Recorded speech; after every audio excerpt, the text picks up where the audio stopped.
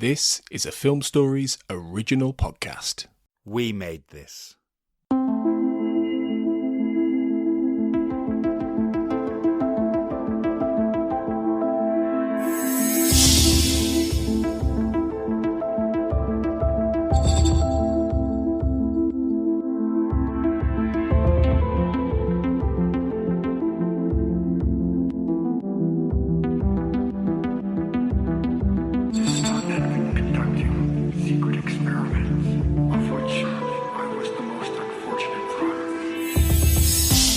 Welcome back, everyone, to the X-Cast. The truth is in here. I'm your host for this special update episode of the show, Tony Black, and I'm joined, as ever, by my partner in serious violent crime, Carl Sweeney. The unrequited sexual tension is thick between us as ever. Well, I'm glad you said it, because I'm giving you a promotion anyway to Special Agent. Oh, thank you. Like Mulder was Special Agent when he was in the violent crime section. So, what perks do I get as a Special Agent? We'll figure that out by the end. Yeah. Have you been anyway? It's been a while since we've been on mic, not talking about Fight the Future anyway. Yeah, I'm doing all right, to be fair. It has been a while. That's a good point. It's interesting now to get back into some different X-Cast episodes, isn't it? Because Fight the Future Minute was so all-consuming, wasn't it? So, yeah, looking forward to this episode, and then got some good stuff coming up in the future too. Yeah, well, that's kind of the little basis behind this shorter episode, because obviously, you guys have had Fight the Future Minute over the summer, and we've been a little bit, releasing a little bit less to give ourselves a little bit of a break, in the run-up to what's coming up. But we thought we'd get together, talk about a couple of things, and give you a bit of a taster about what's coming up, basically, in the future. So, firstly, we might as well just talk about the biggest new thing to come out of the X-Files recently, which goes back to our previous episode, where you talked to author Paul Terry of The Official Archives, the X-Files, The Official Archives book that came out from Abrams. And we both read it. You talked a little bit with Paul about what you thought of it. So yeah, overall, what did you think of the book? I liked it. I did like it, yeah. It was really fun to talk to Paul Terry, and he was a really nice guy. And as I mentioned on the episode, when we recorded on Skype, video call, and he was sat there in front of his ex on the window, which I thought was really fun. Because I'd wondered before I talked to him, is this a book he's been assigned to write, or, is he a true believer? And it became very evident, of course, that he was a massive fan, which was nice. So I really enjoyed doing the podcast. I enjoyed reading the book for the podcast. Yeah, it's nice to have new X-Files stuff to have a look at, in 2020, even though the show's been gone for a couple of years. I enjoyed the commitment he brought to the sort of gimmick, the fact that these are the case files. And he talked on the episode a bit about this, how when you open the cover, nothing is supposed to break that spell. Everything is done in that style, in the annotations and the addendums and so on.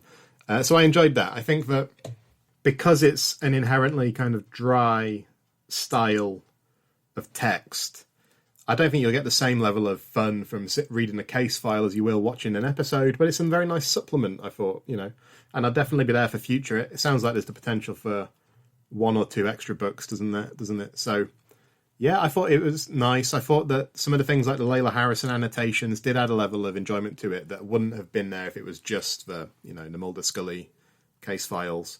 Some of the things he did where, he would look sort of beyond the episode and future sightings of the creature, future sightings of the Fluke Man or whoever. That was fun too. So I enjoyed that the most, I think, when he tried to sort of add a bit to the universe, to the world.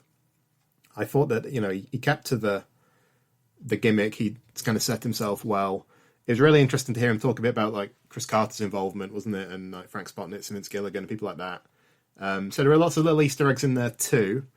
So I've had fun with it. I think it's good that we've got it. I'd always wondered in the past, like, why don't we have an X-Files book like this? And he said that on the show. That's why he pitched it, really. I'm not sure if it's quite to the level of, if people are familiar with Twin Peaks, some Twin Peaks tie-in material, like The Secret History of Twin Peaks, where it really does add a lot to the world. I'm not sure if this is quite like that, but it's maybe the X-Files is kind of a different proposition to Twin Peaks. So that may be a tad unfair, but it's a nice thing to have alongside the show, isn't it? What did you think? Yeah, I'm pretty much in broad agreement with you there. I think it's a I think it's absolutely something X-Files fans will get a kick out of, 100%. Yeah. I kind of feel like, because we got an advanced copy, but we got it in PDF form, which was really good.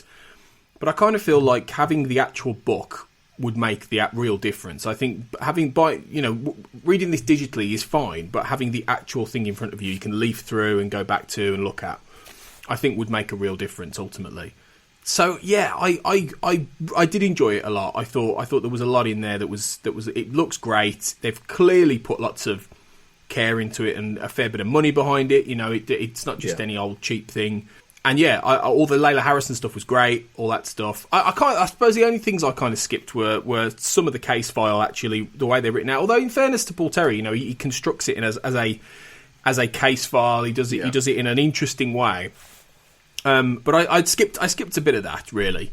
I would happily read more. I would really want to read the mythology one. I want to see what Layla has dug up about what happened between or after season 11.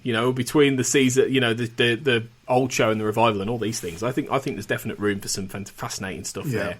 So yeah, I really hope we get another one. To be fair, I suppose the mythology one would have the potential to be more of a cohesive thing, wouldn't it, in terms of a through line running through and between the individual case files? Because obviously what happens in the official archives book that we got now is that it jumps around quite a bit, doesn't it? And it sounds to me like there's the potential for another standalone one, because it talks at the back about how she's compiled all these other case files on things like AI and and there are things like Beyond the Sea, of course, which are not in this book. So there's definitely room for more standalones too. But I think a mythology one would obviously, an overarching narrative would run through it in more of a fashion than you get here. So I think that's definitely something that would be worthwhile. What did you make of the premise in terms of like the Perlu services? It was quite neat, I thought, the way it was tied in from season 11 and with Harrison, of course, as the sort of narrator. I thought it was quite clever. Yeah, that was good. I think what I generally got was, and you don't always get this with books, hearing him talk as well, because it was a really good interview you did with him, and he was a really good. It was great, and he was a really good interviewee. He knows his stuff. He's as big a fan as us, and if not bigger, and he could come on the Xcast and he wouldn't lose a step. Yeah. Whereas sometimes people who write tie-in things, or they write in universes. We've definitely found this with some of the tie-in novelization stories, and wow, there are some that are not great, and you really do feel like some people are just like have just watched one episode and gone away and tried to write a story. Whereas with him, he understands it, so he can tie into this. He can tie into. The very fact that he wanted to use Layla Harrison, you've got to be a deep cut X-Files fan to know who Layla Harrison is, really. He could, a more modern X-Files fan might have tried to use Einstein and Miller, and everyone would have gone, no, back off, Paul. But no, he did a really good job. I think it's a really nice. It's pricey. It's not cheap, but I think you get your money's worth. So I'd encourage anyone to buy it, definitely. Yeah, and it sounds like from what he said that. If fans buy it, that obviously increases the chance of there being more. So, yeah, bear that in mind if you're interested. I think what you said before is right. Like, we read it as a PDF, and I almost wish we'd have had a physical copy, because it looked gorgeous on the screen. That's not my preferred way to read stuff. But, he's been in all the archives. He's found stuff we haven't seen before. Some things which may not have seen the light of day for a long, long time. It's a visual treat, I think, yeah. So it's a nice thing to have, I imagine, to pour over and to leaf through. So yeah, I would recommend it. I liked it, yeah, like I say. I think that it's a worthy addition to the X-Files tie-in material, which we don't always get a huge amount of, do we? It's been quite stop-start, sporadic, really, considering how big a show the X-Files has been and continues to be, of course. I want more stuff like this. I'd want to see things like... I'd quite like to read... Samantha Mulder's diary from Closure, things like that, which could actually give us a bit more of an insight into her. I think there's some untapped potential with this show. Well, it's funny because I read recently, because I'm doing another podcast called Blair Witch Minute right now, where I'm going through that film, and there's for that's a film that has a fantastic mythology behind it, really, really good. And there's a whole dossier that was released on the same year as the film, actually. So it's going back a bit, 1999, and I got my hold of it recently, and I read through it, and it was wonderful. It was brilliant. It really adds to that movie in so many ways. Diary entries, interviews, building out the wider world of that movie. And so you're absolutely right. Something like Samantha Mulder's diary with all these different things in there, or somebody compiling research on the X-Files department, or who knows? There's all kinds of things you could do. I agree. I think there really is options for that kind of stuff, and it would be really cool if and I think a lot of it depends on what we get in the future with the X-Files. One or two of the things that bothered me a little as I was reading it were actually kind of reframed for me when I talked to Paul Terry, because like when I read the Postmodern Prometheus case file, and it reveals that the Great Mutato's real name is Toby Lindala. I was like, I know obviously that's somebody who worked on the show, but I thought that seems a bit of a bit of an obvious in-joke to me, and I'm not sure that tracks. But then when I talked to him and he said that he'd given Chris Carter and so on all these kind of things, like these blanks to be filled in, that's actually very interesting, because I'd also been talking to people, as I mentioned on the podcast, like we were discussing, this was on our XCast Marco Polo group with Sarah and a few others. We'd been discussing the date of the fire in the end, which is put down as August 98, but I'd always assumed it was earlier in the year, like May. And we were trying to work out where that came from. And it seemed at first like he'd just kind of invented it, and like maybe it tracks, maybe it doesn't. And that appears to be one of the things he's had Chris Carter kind of help him out with and fill in the blanks on. So I imagine that's interesting. I'm not sure if Chris Carter pays that much attention to like time frames and timelines and that kind of thing. But it's fun that they've had the opportunity, I suppose, to make this edition late in the day. But yeah, so I enjoyed that more once I knew the sort of basis to it, which you wouldn't know unless you listen to our interview. So if you haven't heard the podcast, go back and check it out, I think. Nice way of putting it there, absolutely. Yeah, I'm not sure Chris Carter's got his dates right, but who am I to question, the god of the X-Files? And, the said god is involved in the future. Again, trying to... because the show is in some fashion potentially coming back with the Albuquerque spin-off animated series, which is not necessarily a thing yet, but it's certainly been released and announced as being pitched. Carter's involved on like a consultant level with Gabe Rotter, and it's two guys who have produced other things, such as Movie 43, which is a film I genuinely implore you never to watch. Genuinely. But, that's by the by. But they're not necessarily really famous people. But the whole premise is a group of sort of junior agents in the Albuquerque office who are investigating more comical style X-Files. And, I mean, we haven't had a chance to talk about it on the podcast yet. But, I mean, I think this just threw us all for a bit of a loop, didn't it, when this was announced a few weeks ago? We all went, what? Like, really? Yeah. It was on Friday night, wasn't it? I seem to remember about a month ago we got this news. And I was like, wow. Well, that's the interesting thing. I read the headline. When I read the story, I wasn't like jumping for joy, I'll be honest. Like, it's kind of interesting, and I'll keep an open mind and let's see where it goes. But this is not the same level of excitement as, season 10, or if they announced a new movie or something. It's very intriguing, and there's obviously been some mixed responses from the fandom, of course, which we might touch on. I suppose, like I say, I'll wait and see. The track record of these people, I haven't seen Movie 43. I'm aware of its reputation. Earned, Carl, seriously. So Rocky Russo and Jeremy Sosenko are their names. That's their names, thank you. Yeah. So what I'm wondering, and we have no way to know this, of course, it's at a very early stage. It may never see the light of day, of course. But let's say that this premise had come to us, but that the X-Files brand wasn't attached to it. It's an animated series about an office full of misfit agents who investigate wacky, ridiculous, or downright dopey cases. But the names X-Files, Mulder and Scully weren't attached to it. This probably wouldn't be something that was on my radar, honestly. So my real interest here is what do they do with the X-Files brand, I suppose. And I think that's where a lot of the concern comes from with fans. In various ways. I mean, I know you wrote something about that, didn't you? So what have you seen from the fan base that fired you up to write your essay, your blistering essay? The blistering essay? Well, it was more just based on the immediate reactionary kind of, what? No.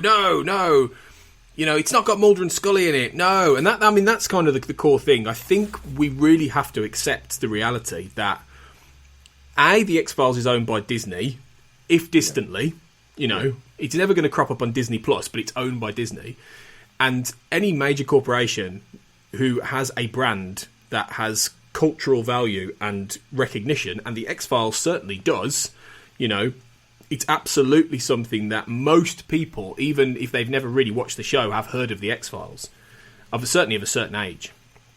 Then they're going to milk it. They're going to milk it. They're going to want to make money off it. And I think realistically, David Duchovny and Gillian Anderson are clocking on. Anderson doesn't really want to do any more, although I know she's changed her mind before, and she could well change her mind again and all this. But they are getting on, and I don't necessarily think really My Struggle 4 left the show in a particularly dynamic, energetic place, you know, to continue the adventures. It really writes it all into a corner again, you know. Yeah. So I think we've kind of just got to accept that. Personally, I think if we get a live action show again, it would be a possibly in-universe continuity based reboot or evolution of it, where you see Mulder and or Scully appear occasionally, pop up as a guest appearance in some fashion, and it evolves the concept. Or you get a straight reboot and you get Mulder and Scully recast, do it all again. Or you get something like Albuquerque, which is essentially an evolution of the brand, and trying to do. And this is something these days that he's. I mean, the big inspiration for this is Lower Decks, Star Trek Lower Decks, which is taking the Star Trek universe now. He's not doing what it normally does. In the old days, it would do the same thing. Oh, it's a ship. It lost in the galaxy. Oh, it's on a space station. Oh, they're not doing that now. They're taking either characters or they're taking premises, and they're trying different angles into that universe. And this is becoming more popular, I think. So I think this is kind of where Albuquerque's coming from. It's that we've got to divorce, in my opinion anyway, we've got to divorce the X-Files from Mulder and Scully, which is hard for a lot of people to do, because for a lot of people the X-Files is Mulder and Scully, and I understand that and I appreciate that. And I love them to bits, don't get me wrong, as everybody knows, but I think do we want the brand and the show to exist and carry on, or do we just want to continue with exactly the same thing? I suppose the question is, so if the X-Files is iconic, which it is, but is it iconic primarily because of those characters? And if it's iconic primarily because of those characters, which I think it probably is it inextricably tied up with David Duchovny and Gillian Anderson? Because if it is not, then there's no reason you couldn't do like an animated series of the X-Files, like more serious and more sort of Mulder and Scully investigating cases and so on, which is what I thought this was for about 2 seconds when I first saw the headline before I read properly.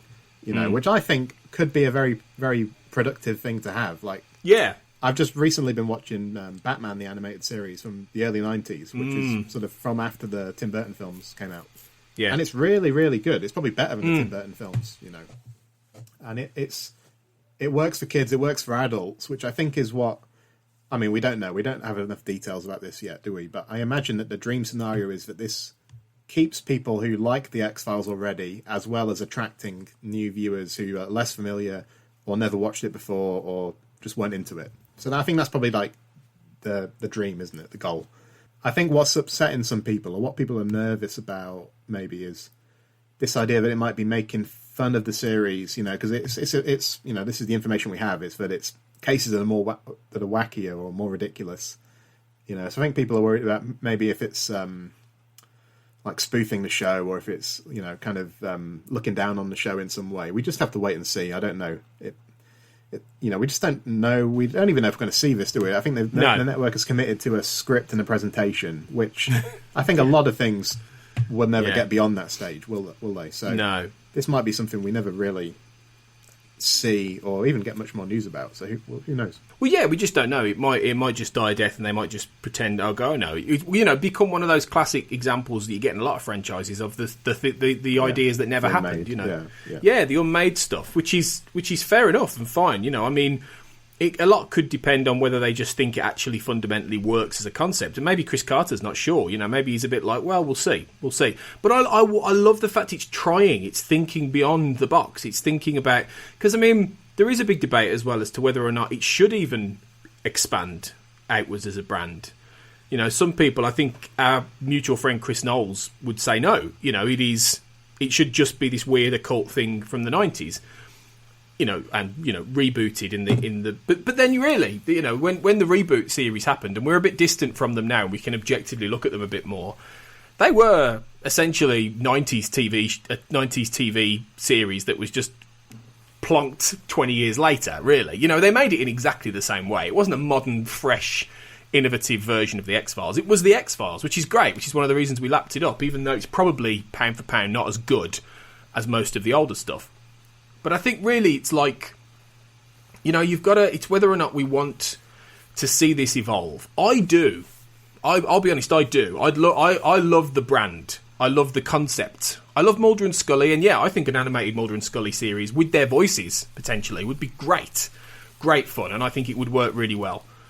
But, I don't know. I want to see them try and push this and keep it alive and keep it going, because it has such potential as a conceptual idea, and I think it would be a shame to just sort of let it wither away when you've got it there and you can revive it and do some exciting new things with it. I can see both sides on this. I can genuinely understand the viewpoint where it's like stories should end.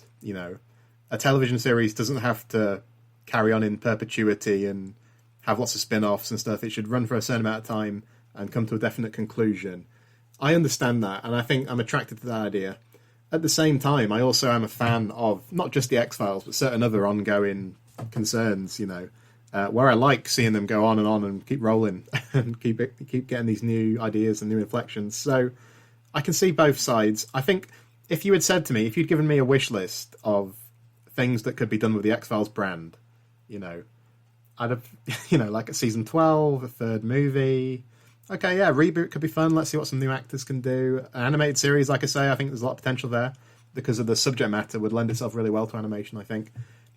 I would have been writing my wish list for quite a while before I got to a spin-off a spin-off set in Albuquerque of the X-Files B team with, these wacky cases or whatever, dopey cases. So, having said that, I think you always have to... I try and be open-minded. I think it's impossible to be entirely open-minded, but I think you should try. There's always the possibility that something like this can blindside you and be really, really good, So that's would be my approach. I think that, if this comes to pass... And of course, we'd cover it on the Xcast. We would. We'd wait and see, and we'd be honest, and we'd say what we think. But we're not going to dismiss something out of hand, even if there are things about this, like the track record of these people, or just the concept itself, or whatever, that might make us raise an eyebrow. Let's say, but let's wait and see. Yeah, that's perfect. Let's wait and see. Absolutely. Let's not judge it too harshly in advance, and give it a chance if it comes to be. But it's exciting. It's an exciting potential. Yeah. And the beauty of it is they can make it without bloody COVID getting in the way, I suppose animation's in a good position in that sense. You're right, yeah. And you can record the people remotely, and yeah, a good point. I didn't think about that. Exactly. That could be part of it. It could be one of the reasons they're doing this. So, we might get it sooner than we think. Pandemic be damned. But yeah, we'll see about that. That's exciting. But and equally exciting is what we've got coming up over the next few months, which we thought we'd also talk about. Just before we let you all go. But firstly, I just want to thank, while we're talking about this, all the patrons who continue to support the show.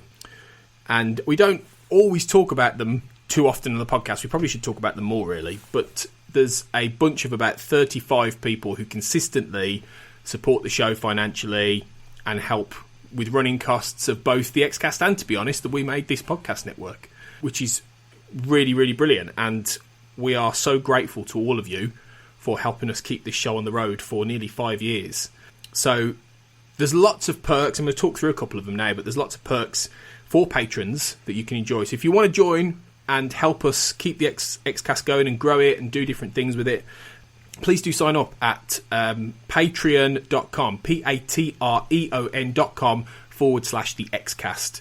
And you'll see all the exciting things that we have on there. There are interviews, there are... the bonus the live show that nearly killed me that we did a couple of years ago. 2 years ago, actually, almost just over 2 years ago now, wasn't it? I can't believe it's that long. It's flown by. Because I'd come back from honeymoon like a week before, and then first week of marriage, right, my love, I'm going to do a 24-hour podcast. And so, they're all on there, including like interviews with people like Glenn Morgan, which have never been released and things like that. And, there are commentaries and all this kind of thing. And what we're going to do, actually, is drop one you did, actually, you and Sarah did, Carl, in the next couple of weeks, talking about the pilot of The X-Files as a teaser of the kind of things we do. Because the commentaries are pretty fun, aren't they? The Patron ones we do that we don't normally release. Yeah, that was a while ago that Sarah and I recorded that. I think I've recorded a couple of commentaries. I think I did one with Sarah and Cortlan for Quagmire as well. They're fun. It's a very different skill I've discovered. I don't know if you've had this experience, but this show is so good, you just get sucked into watching it. You have to kind of remind yourself to speak from time to time. Yeah. But yeah, it's fun to do those. And I know you're going to be recording some, hopefully, in the future, and as we go on. And you've done some already, haven't you? You've done X-Cops. Was that with Matt Latham, if I remember rightly? Did that with Latham. Latham came around to my living room, and we sat there and watched that, which was fun. I've done Synchrony, which is yet to come out, with Luke Winch, which was a lot of fun. Even though it's not a big fan favourite, we both loved that film, and we end up talking about time travel and Back to the Future and that kind of stuff. Yeah. And there are more to come, and it's going to be a mixture of commentaries that sort of tie into some of the future episodes. So there's going to be one on Triangle coming fairly soon, and then some that people have found interesting. I'm going to do things like EBE and Irresistible from a bit further back. So it's going to be great. I'm kind of going to be running those really and doing most of those commentaries. Because it is. It's great. You just sort of sit there, and it's much more free and easy. You can just watch the show, laugh. It is a different skill, and people will get to see that. So we're going to release the pilot commentary track. So the key is all you do is you fire it up on your computer or on your TV, turn the sound down. We tell you when to press play, and off you go. You can hear us commentating over the episode. So that's coming in October, towards the end of October. At the start of October, though, we got a very, very exciting thing, something we've talked about, which was recorded a few months ago, kind of during the lockdown period. We've got an interview with Annabeth Gish, none other than Monica Reyes. He's coming on the show.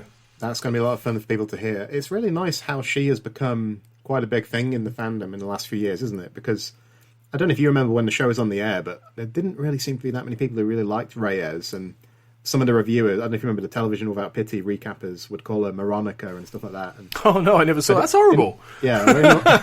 In the last few years, like obviously she does things like convention appearances and stuff like that. She's very active on Twitter, and it seems like she's really got a nice, like there's a Reyes, or maybe it's more of an Annabeth Gish fandom than a Reyes fandom, or it's both. I'm not really sure. But the Gishies. The Gishies, that's right. Yeah. And she seems very personable, and it's great, and I think people will get a real kick out of the interview too.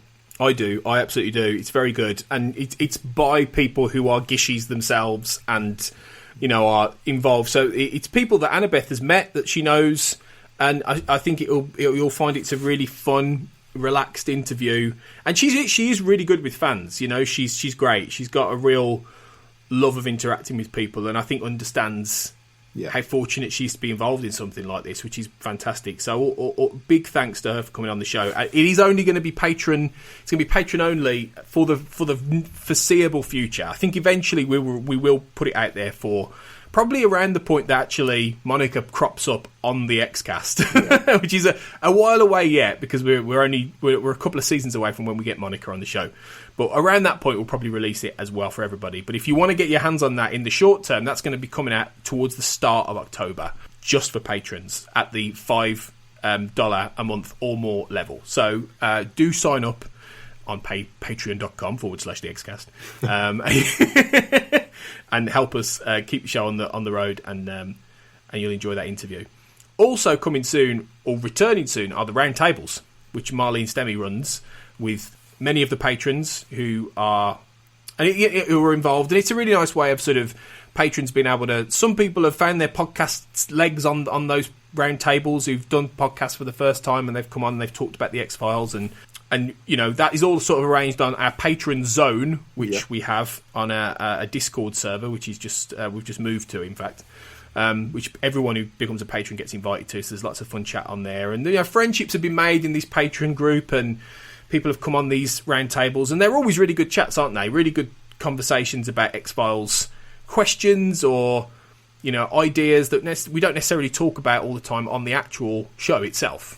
Yeah, I think there's been some really great topics in the roundtables, and I think sometimes it's things that I haven't necessarily thought about before, and the things that can teach me some stuff. Like I'm looking forward to the one that they've recorded on fanfic, which I know they recorded quite recently, because that's an area of the fandom where I'm really not not an expert, but I've only even read like one fanfic, I think, where Sarah had written one where Mulder and Scully just basically have sex during Redux 1.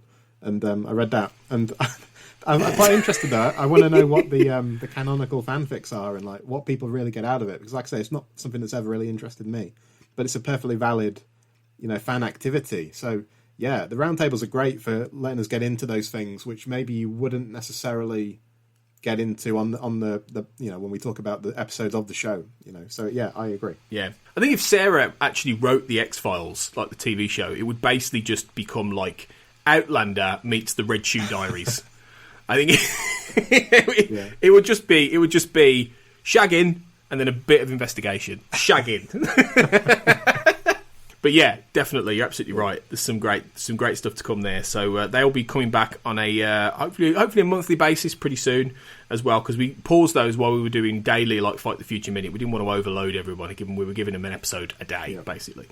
In November, though, just after this, we're going to be doing the very exciting 500th episode special, which is technically my sort of my bow out as a host of the show. Then I'm only going to appear on guest appearances and do some, like I say, behind the scenes commentary stuff and that kind of stuff. So it feels like a good place for me to pull back and allow the new showrunners, which I'll talk about in a minute, which everybody knows already, to step in. But it's going to be different, because it's going to be a live recording on, we hope, Saturday the 14th of November, because that kind of ties in with the 5-year anniversary of the Xcast as well. And multi-hour celebration. I don't know quite how long yet it's going to go on for. We need to work out all the particulars, and that's something we'll do over October, really, and figure out how it's all going to work and what we're going to talk about. But we want it to be about the Xcast as much as it's about the X-Files. So I think that's going to be fun, actually, to do a podcast about our podcast. Yeah. Kind of self-reflexive, or I suppose navel-gazing, you could say. No. A little bit. Very indulgent. It's I'll put it's going to be really indulgent, Carl. Like sickeningly so. I'm only kidding. No, I mean 500 episodes. That's ridiculous. That's a ridiculous number of episodes, isn't it? Considering that the show we're talking about is like just over 200. Yeah. But no, I think it's going to be great. I mean, I obviously have been involved with a podcast for quite a long time now, but wasn't there from day one. I'm more of a Krychek figure, aren't I? I came in the second season. Yeah. But no, the podcast has a nice legacy now that involves, people from around the world, and not just the main episodes, but all these other things we've done. And we've been to X Fest, and we've done a lot of fun stuff, and we talked to people from the show. So I think it's a nice idea of having this kind of event to kind of celebrate that, albeit what's most likely going to be socially distanced. Whereas I think, ideally, we'd have liked, we'd have met up and maybe some other people would have come down, but it's not going to be that, most likely. No, because we live in a high-risk area. You and I do. Yeah. No, it's going to be fun, though. I'm looking forward to it. It's, when November the 14th, are we saying? That's hopefully the plan. It'll be a Saturday, and, it'll be, obviously, British time, so we will do our best to try and time it so people who are just waking up can listen to it as well, because we're aware a lot of you guys maybe are listening from the States or from Canada or from other places like that where there's a time difference, or even in different parts of the world, Australia or different parts of Europe. So we'll try and do that as best we can. We'll figure that out, but it'll be fun, and then we'll release it as an actual episode at a later date as well, or a couple of episodes. But it'll be fun to do a live one. Hopefully we'll get some interaction going. We'll figure out. I think we're going to have to do a quiz. I think we're going to have to do a quiz.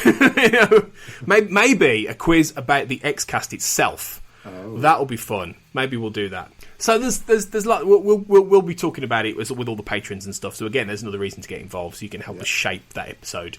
But that'll be a lot of fun. I think it'll be great to sort of reflect, because I'm hugely proud of this. I really am. It's one of the few things that I've created that has really lasted, like over the course of time. Yeah. So it's amazing that the room I'm sitting in right now, talking to you, Carl, is the place nearly 5 years ago I just decided to sit down, talk to Tania Hernandez in the first episode, and then here we are 5 years later with this amazing community and all these episodes. And I would argue, probably, dare I say it, maybe I'm being too egotistical here, the most successful X-Files podcast online that is currently out there, because Kamal Nanjiani decided to go off and be a movie star. And it's not to say it's a competition, because there are some fantastic podcasts out there doing this, but I think we've done more than a lot of them, and I'm really proud of that. Oh yeah, I mean, if you leave aside the issue of quality, we're definitely doing well in terms of quantity. Just well, exactly, sheer yeah. amount of episodes. I think that's that's a large part of it, because a lot of X-Files podcasts actually they give up. Like Kamale, or there's some others too where they kind of get to the later seasons and they tail off. But we're not going to do that. You're leaving, but we're going to carry on.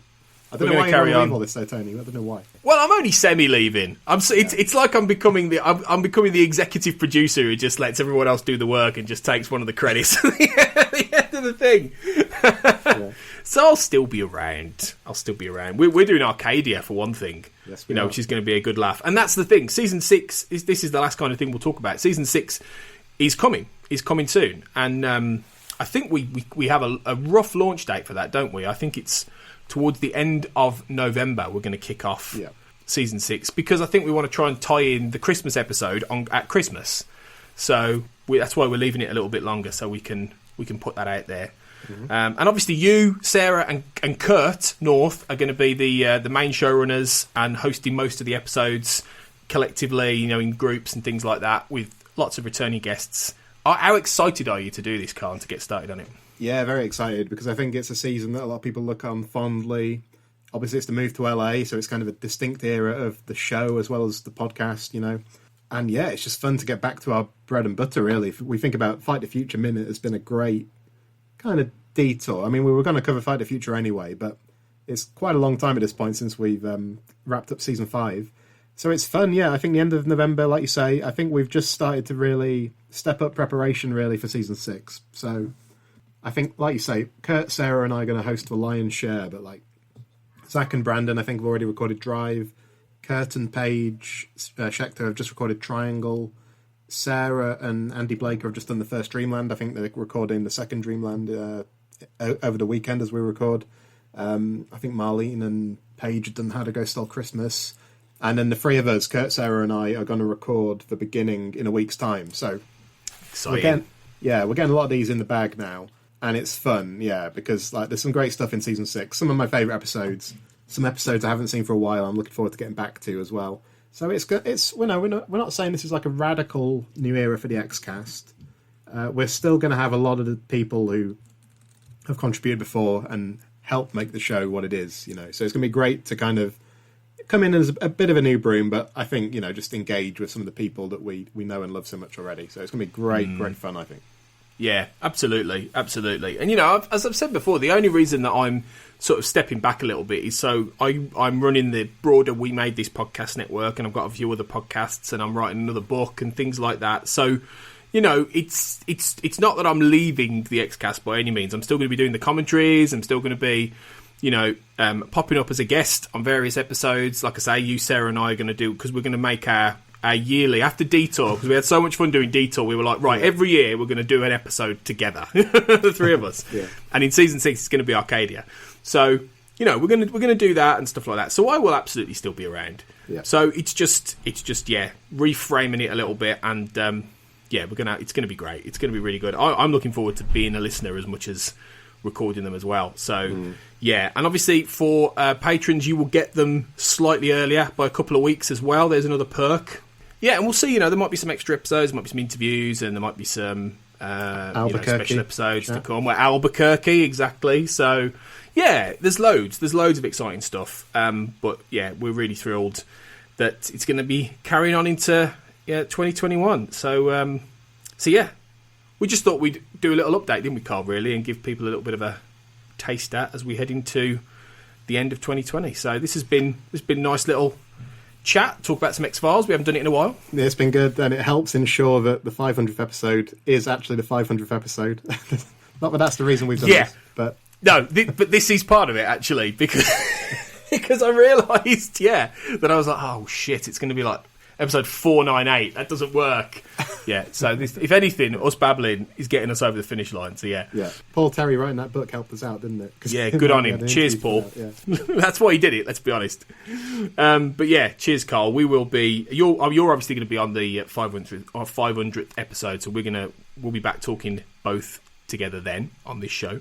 But thanks everyone for joining us. And as I say, remember, we're part of the We Made This podcast network, which I mentioned earlier. And the X-Files isn't all we're talking about. So we'll give you a little taste of what else is going on in a minute. But until then, as always, remember, trust no one. Elsewhere on We Made This. We buy records. The very idea of not indicating this is a reissue from this year, we would always write on the label the year if it's a reissue. If it's come in to us second hand, you'd have to be a real shitbag, wouldn't you, to like put in a Smith's record and not point out actually this is the reissue from a couple of years ago. Yeah, no, you would have to be. But we've seen all sorts of dodgy practices, so I wouldn't put it past someone to try it or to deliberately do that. People are awful. They are. Motion pictures. For that character, the character he plays, Norman, is someone who's held in such high regard by his friends, like decades after the fact, isn't he? By his colleagues from the army, and they go back to find this gold and to pay their respects to him and stuff. You needed somebody who could kind of make that work, somebody who had the charisma to really pull that off with just a few scenes, and I think he had that, and I think in a sad way though, like I watched that film for the second time Saturday night, and that was played really differently now. My God, yeah. Retrospectively, it's made even more poignant because, like his character, he's not gonna, he's gonna forever be in our minds as a man about that age. He's not gonna be able to grow old like his friends in the film did. Amazing. Shipwrecked and Comatose, a Red Dwarf podcast. If you're trying to roll under something on 2d6, your average on 2d6 is 7. So if you've got a skill at, say, 2 and a main stat at 2, you're going to be trying to roll a 4 or under on 2d6. That's a really quite tricky roll. And 2 and 2 is not necessarily a bad stat in this game either. Stats are quite low. Yeah, they did seem to be that, yeah. Check out all of these shows and more on the We Made This podcast network.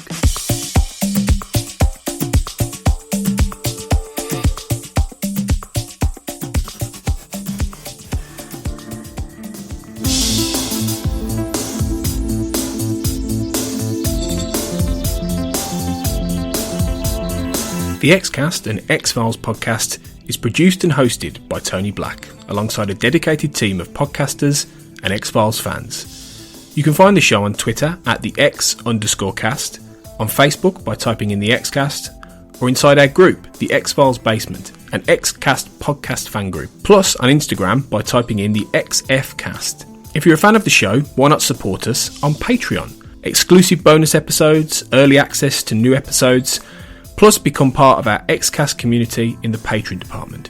To see our monthly subscription options, just head to patreon.com/the Xcast. That's patreon.com/the Xcast. We'd love to see you join our Patreon community. We're also part of the We Made This podcast network at We Made This Pod on Twitter and We Made This on Facebook. You can find a range of shows on TV, film, music and popular culture in general on the network. Thanks for listening, and we'll see you next time.